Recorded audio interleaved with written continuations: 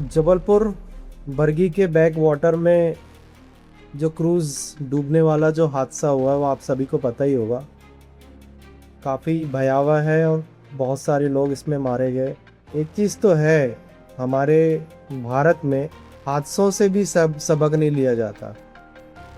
होता क्या है कि हम लोग नेचर से भी ज़्यादा ताकतवर अपने आप को समझ लेते हैं। हम ये नहीं समझते कि नेचर से हम हैं, हमसे नेचर नहीं है। प्रकृति ने हमें बनाया है, हमने प्रकृति को नहीं बनाया। इतने हल्के में तो नहीं लेना चाहिए, स्पेशली अपने जीवन को।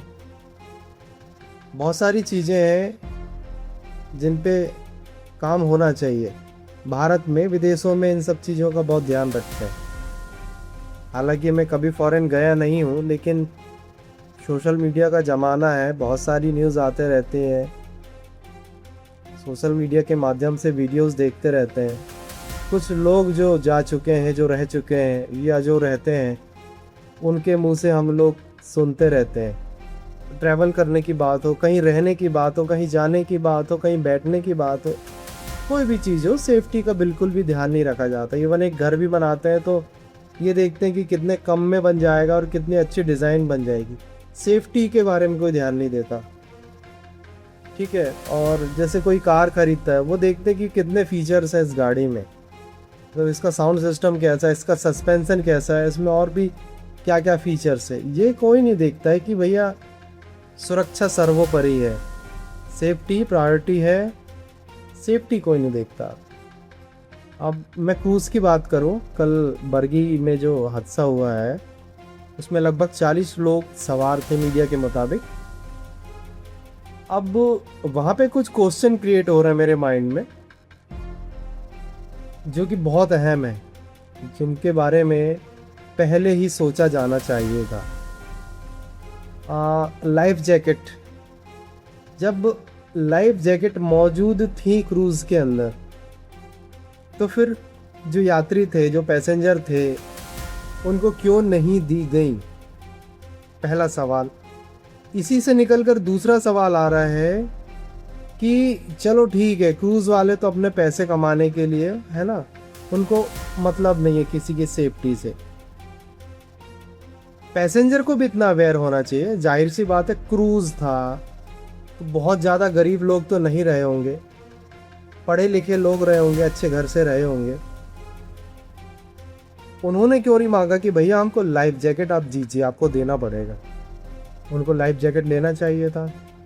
तीसरी बात है कि जब पहले ही मौसम विभाग चेतावनी दे चुका था कि तूफान आने की संभावना है, तो ऐसी सिचुएशन में क्रूज़ को क्यों उतारा गया, क्यों उसको रवाना किया गया जब मौसम विभाग चेतावनी दे चुका है? तो चलो, पैसेंजर्स का तो पता है कि उनको नहीं पता होगा, तो मौसम विभाग से कैसे कनेक्ट रहेंगे वो लोग। लेकिन इस डिपार्टमेंट को, जो क्रूज़ वाले थे, उनको तो पता था ना, पहले मौसम विभाग ने चेतावनी दे दिया था कि मौसम बिगड़ने वाला है, तेज़ हवाएं चलेंगी। तो इस कंडीशन में भी क्रूज़ को क्यों उतारा गया? गांव वालों ने भी बोला था, जब क्रूज़, बरगी डैम वाला जो क्रूज़ था, जब वो यात्रियों को लेकर के आगे बढ़ा, तब गांव वालों ने भी बोला था कि आप और आगे मत जाइए, आगे तूफान आने की संभावना है या तूफान आ रहा है। तब क्यों नहीं माना गया? ये बहुत सारे सवाल हैं। आप ये बाइट सुनिए। लो थी, उनका 4 साल का बेटा था, उसमें ही उसको फंसाया था सेट करने के लिए कि बच्चों किसी तरह से।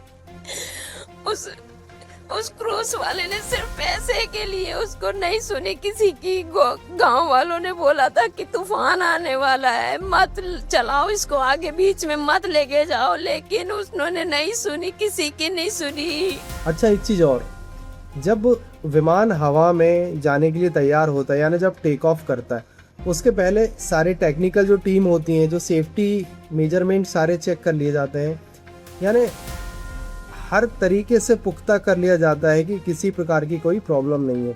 अलग अलग लेयर पे ये चेकिंग होती है ना। लास्ट में पायलट भी चेक करते हैं, पायलट्स भी चेक करते हैं अपने हैंड से कि कोई प्रॉब्लम तो नहीं आएगी या नहीं है।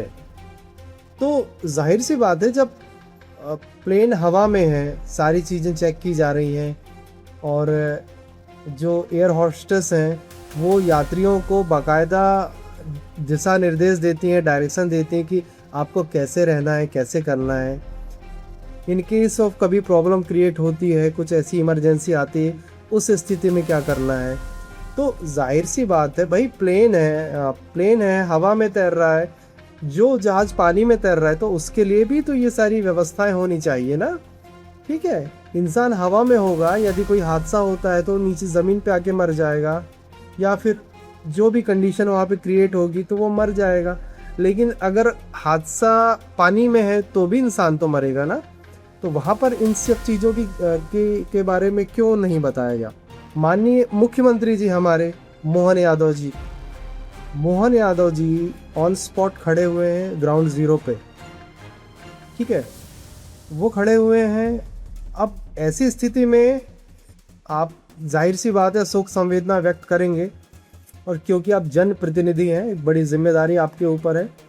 लेकिन ऐसी स्थिति में जब पत्रकार जब बाइट ले रहे थे तो सारे जनप्रतिनिधियों के नाम गिना रहे थे कि हमारे फलाने मंत्री आए, ढिकाने मंत्री आए, हमारे विधायक आए, हमारे सांसद।